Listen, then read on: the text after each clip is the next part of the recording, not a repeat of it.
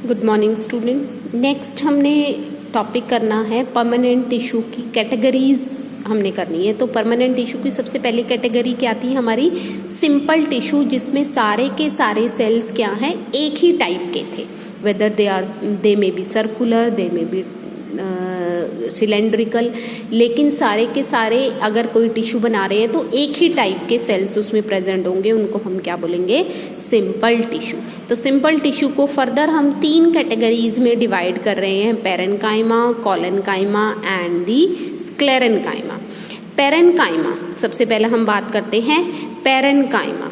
The cells of parenchyma are generally isodiametric। isodiametric मतलब चारों तरफ से उसकी जो रेडियस या डायमीटर क्या रहेगी, किसी भी कहीं से भी, क्योंकि यूजुअली ये क्या होते हैं, सर्कुलर होंगे या स्फेरिकल होंगे, ओवल होंगे, तो इस तरीके की शेप इनको दिखाई देती है। तो इनकी जो सेल वॉल है बच्चे, किस चीज से बनी होती है, सेलुलोज से। और ये बिल्कुल इतने पास होते हैं कि इनके बीच में देखो बहुत कम स्पेस आपको दिखाई दे रहा है, लिटल इंट्रासेलुलर स्पेस। अब इंटरसेलुलर स्पेस, सेलुलर वर्ड आया सेल से।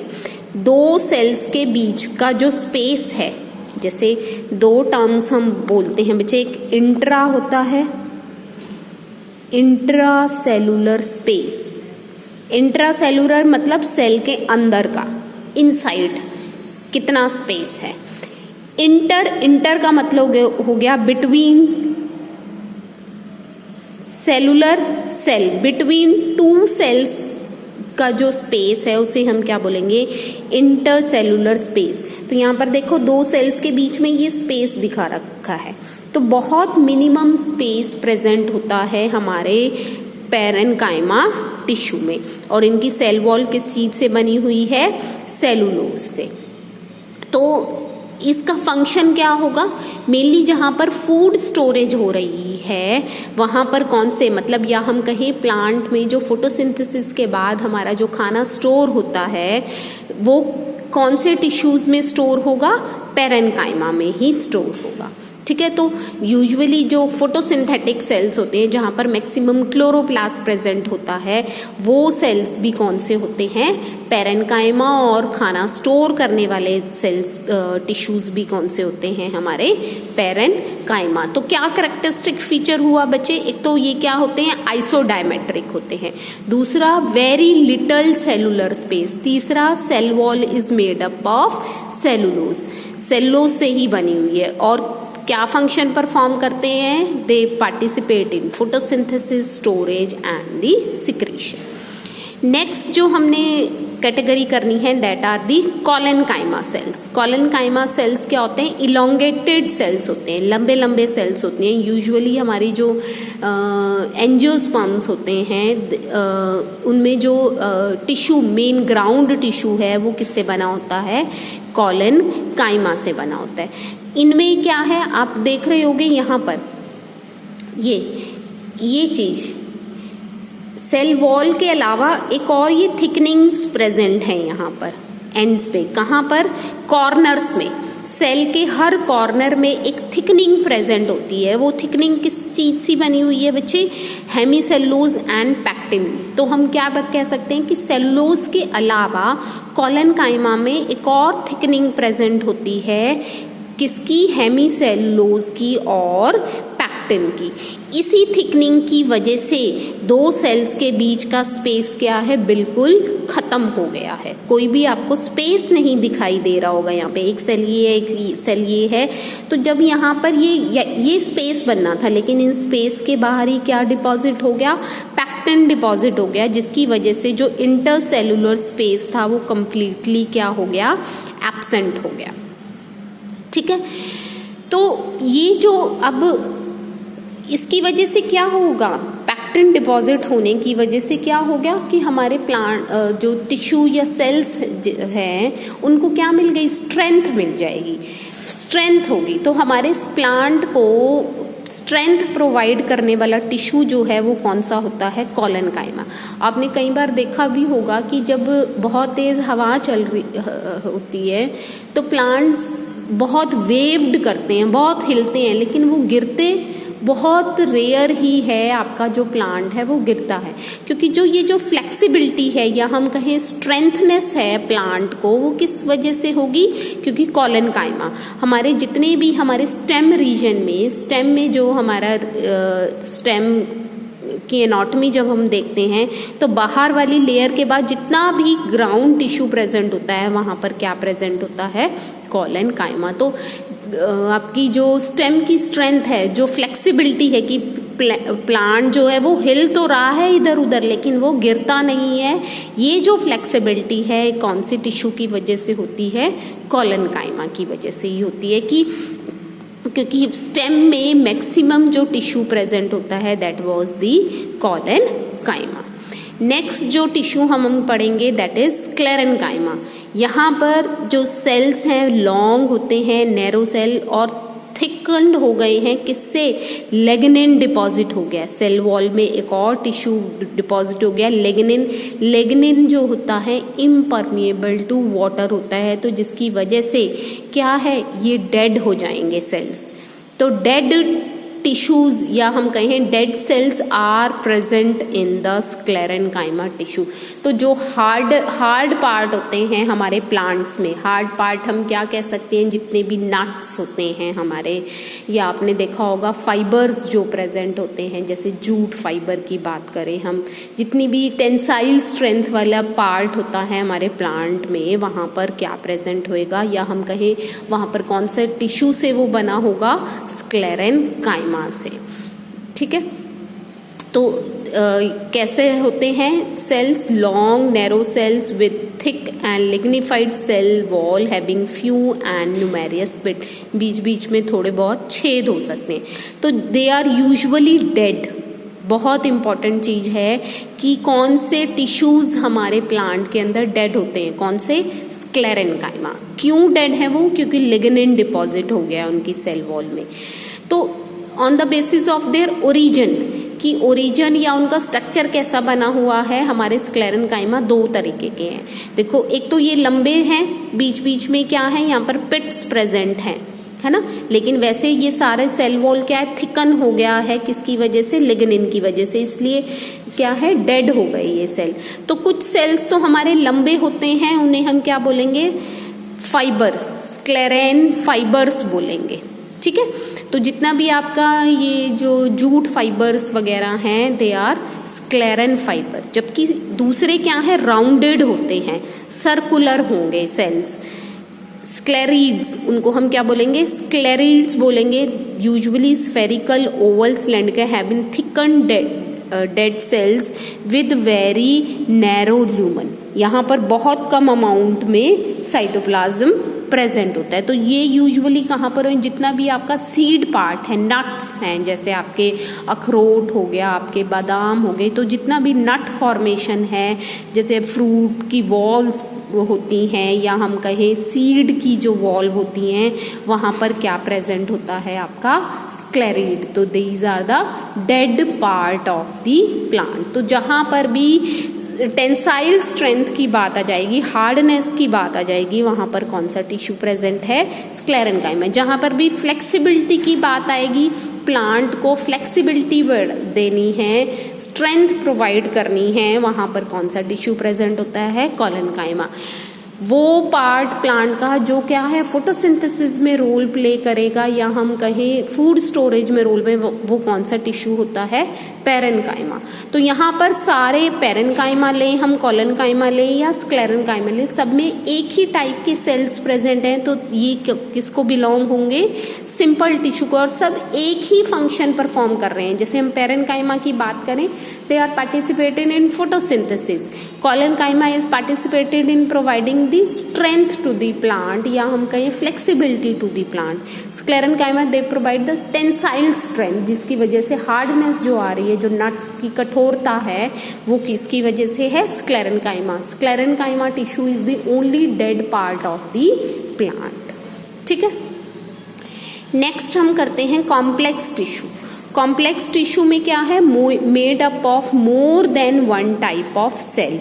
लेकिन वो सारे के चारों सेल क्या है, इकट्ठे मिलकर काम करेंगे। भले ही 4 अलग तरीके के सेल्स हों, लेकिन चारों क्या हैं, इकट्ठे मिलकर काम करते हैं, तो वो क्या बना देंगे, कॉम्प्लेक्स टिश्यू। तो 2 तरह के कॉम्प्लेक्स टिश्यू हम पढ़ेंगे, जाइलम एंड दी फ्लोएम। तो जाइलम जो है वो मेन क्या है हमारे प्लांट में, वाटर और मिनरल्स को कंडक्ट करने वाला टिश्यू है। तो जाइलम का मेन फंक्शन क्या है, वाटर की कंडक्शन और मिनरल की conduction from the soil. Soil से कौन खींचेगा, रूट, फिर रूट से कहाँ जाएगा, स्टेम में, स्टेम से लीफ में। तो ये नहीं है कि वो किसी भी सेल में चला जाएगा। ये जो पानी की मूवमेंट है from soil to root, root to stem, stem to leaves, तो कौन से टिश्यू में वो पानी फ्लो करेगा, that was the xylem. Sorry. तो हमारे जाइलम बच्चे हैं, 4 तरह के सेल्स इसमें प्रेजेंट होते हैं, tracheids, vessels, xylem fibre and xylem parenchyma. चारों का जो स्ट्रक्चर है अलग अलग है, डिफरेंट टाइप है, इसलिए ये कौन से टिश्यूज हो गए हमारे, कॉम्प्लेक्स टिश्यू। कई बार क्वेश्चन आता है why xylem is called the complex tissue, तो हम क्या लिखेंगे, xylem is made up of 4 different type of cell, trachea, vessel, xylem fiber and xylem parenchyma। तो 4 different cells हैं, लेकिन एक काम कर रहे हैं, क्या कौन सा काम, वाटर कंडक्शन का काम कर रहे हैं। तो ये कौन सी कैटेगरी में आ गए, कॉम्प्लेक्स टिश्यू में। तो बच्चे ट्रैकीड्स क्या होते हैं, ऐसे लंबे लंबे सेल्स होते हैं जिनकी जो सेल वॉल है लिग्निफाइड होती है, और बीच बीच में क्या है, छोटे छोटे छेद प्रेजेंट होते हैं। तो ये यूजुअली लिग्निफाइड होने की वजह से क्या हो जाएंगे, लिग्नेंट डिपॉजिट होने की वजह से ये क्या हो जाएंगे, डेड हो जाएंगे। और इनके कोने क्या हैं, बिल्कुल निकूले होते हैं, टेपरिंग एंड्स प्रेजेंट होते हैं। देखो लिखा हुआ है, tracheids are elongated tube like cells with thick and lignified walls and tapering end, मतलब निकूले हैं ऐसे कोनों की तरफ। The inner layer of cell wall have been thickened which vary in forms. In flowering plants, हाँ, तो दूसरे क्या हैं हमारे, वेसल्स हैं। वेसल्स क्या हैं, थोड़े मोटे होते हैं, सिलेंडर की तरह हैं, और एंड्स में क्या है, ओपन कैविटीज प्रेजेंट है, बंद नहीं है ये, इसी के ल्यूमेन के थ्रू अब ये दूसरे वेसल के साथ अटैच हो जाएगा, तो क्या है, एक चैनल बन जाएगा जिसके थ्रू वाटर कंडक्ट होगा। तो ये यहाँ पर बीच बीच में छेद हैं, जबकि यहाँ पर ऐसा नहीं है। देखो यहाँ पर कैसे बना सकते हैं हम, ये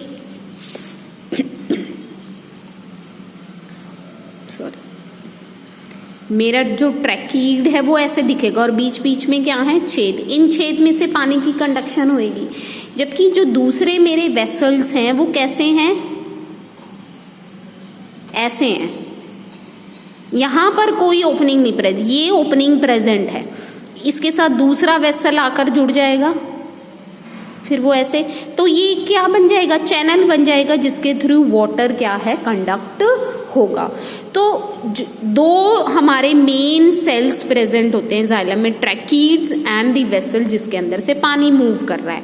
जबकि ट्रैकीड्स क्या है, एंजियोस्पर्म्स में भी प्रेजेंट होते हैं और जिम्नोस्पर्म्स में प्रेजेंट होते हैं, लेकिन वेसल्स सिर्फ फ्लावरिंग प्लांट्स में मिलते हैं।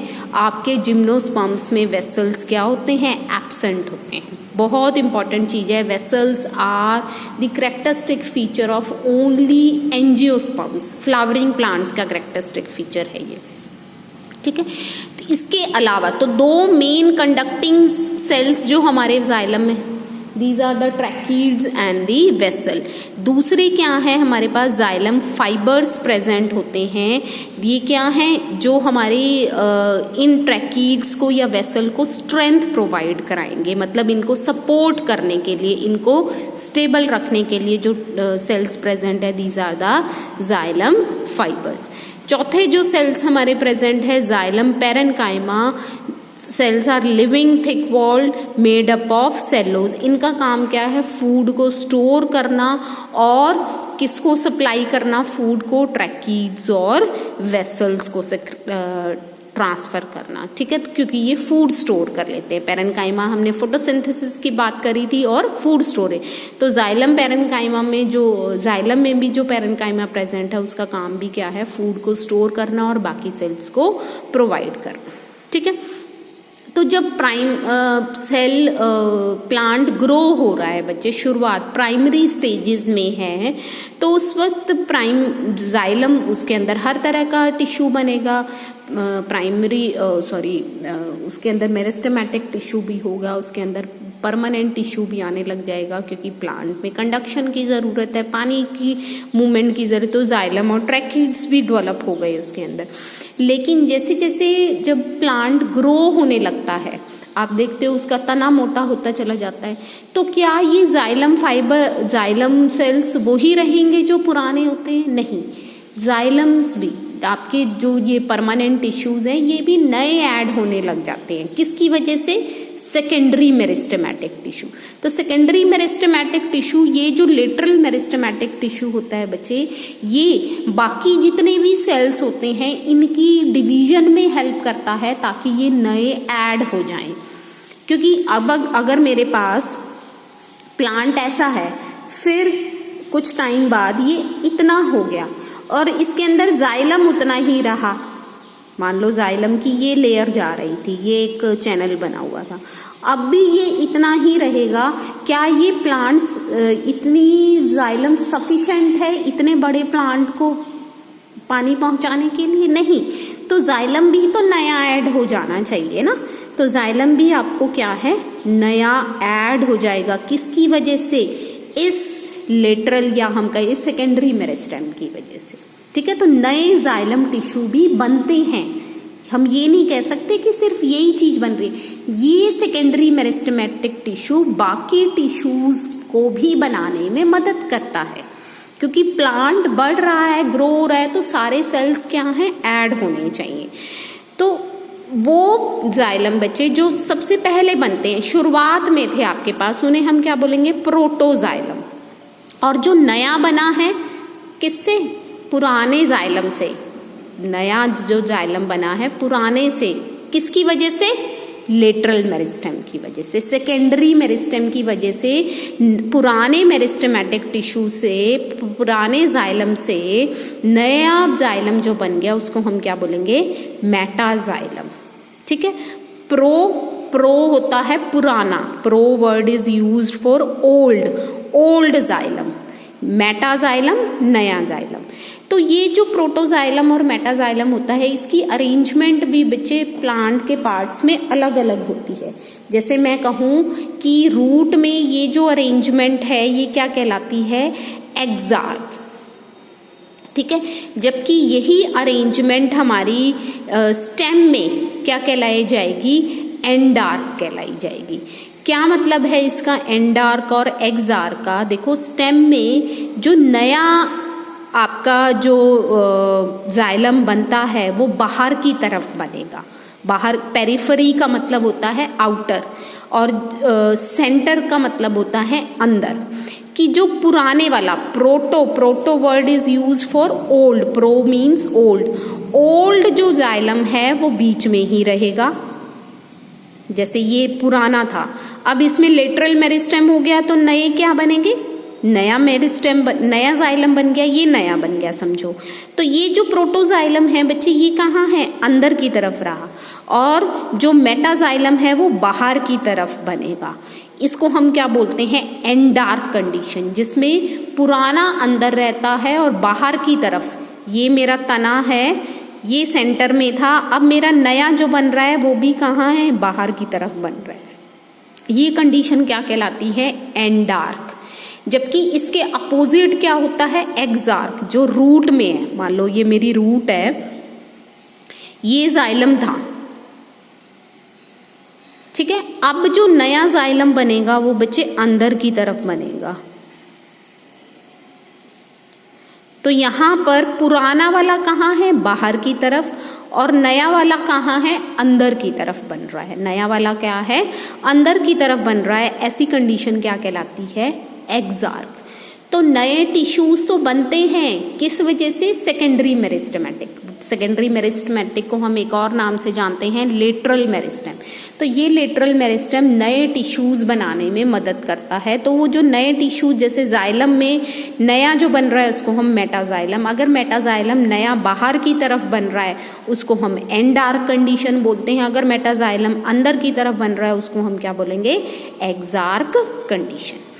दूसरा कॉम्प्लेक्स टिश्यू है बच्चे हमारा फ्लोएम, जो फूड ट्रांसपोर्ट, जितना भी खाना हमारा फोटोसिंथेसिस की हेल्प से बनता है उसकी कंडक्शन में जो पार्टिसिपेट कर रहा है टिश्यू, जो काम कर रहा है टिश्यू, वो कौन है, फ्लोएम। तो फ्लोएम में भी 4 तरह के सेल्स प्रेजेंट होते हैं, sieve tubes, companion cell, phloem parenchyma and the phloem fibre.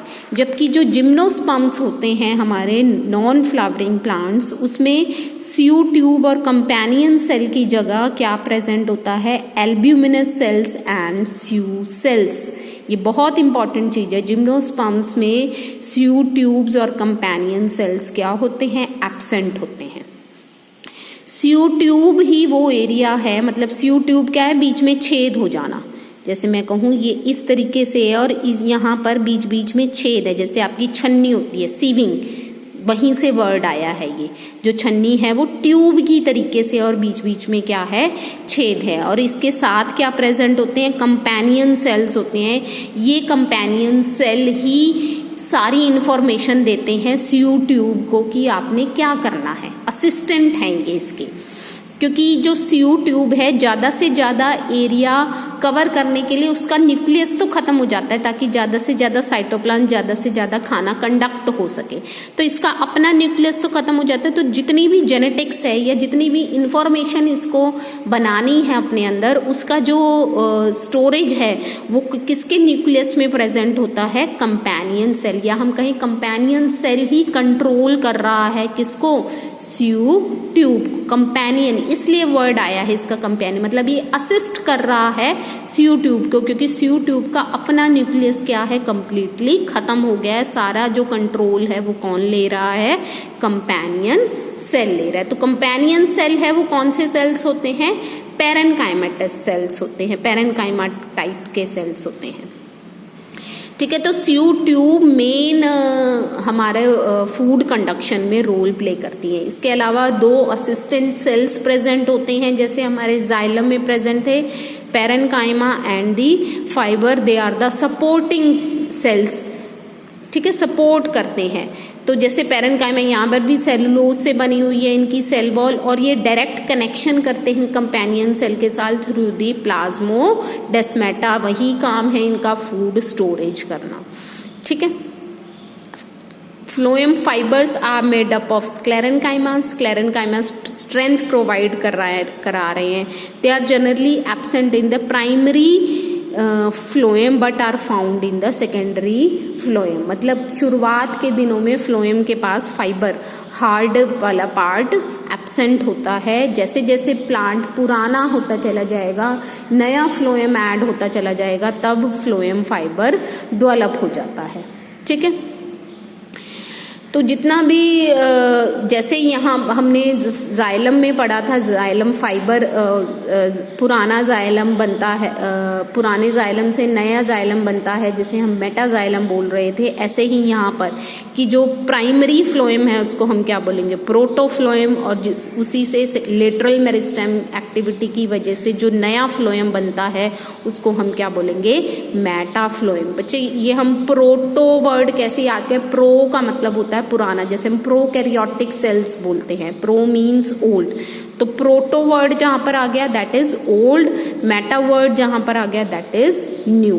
तो नया फ्लोएम क्या कहलाएगा, प्रोटो, मेटाफ्लोएम, पुराना क्या कहलाया जाएगा, प्रोटोफ्लोएम। तो फ्लोएम का मेन काम क्या है, फूड कंडक्शन। जितना भी फोटोसिंथेसिस में खाना बन रहा है वो क्या, कौन कंडक्ट करेगा, आपका फ्लोएम करेगा।